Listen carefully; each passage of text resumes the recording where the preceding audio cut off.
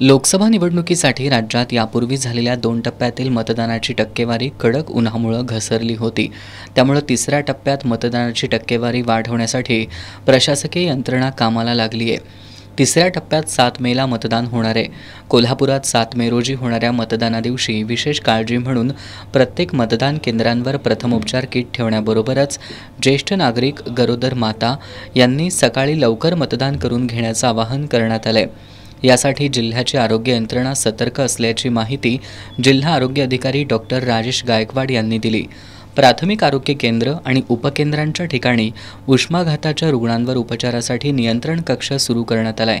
या ठिकाणी 24 तास डॉक्टर कार्यरत राहणार असल्याची माहिती जिल्हा आरोग्य अधिकारी डॉक्टर गायकवाड यांनी एस न्यूजशी बोलताना दिली।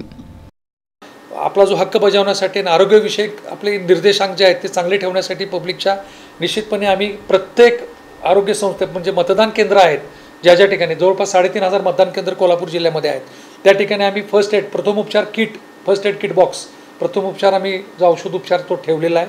त्यामध्ये अत्यावश्यक लागणारी औषधं आहेत, ORS आहे आणि सगळ्यात महत्त्वाचं त्या नियंत्रण कक्षामध्ये कायमस्वरूपी 24 तास आमचे डॉक्टर त्या ठिकाणी राहणार आहेत, नियंत्रण कक्ष, उपकेंद्र आणि प्राथमिक आरोग्य केंद्राला।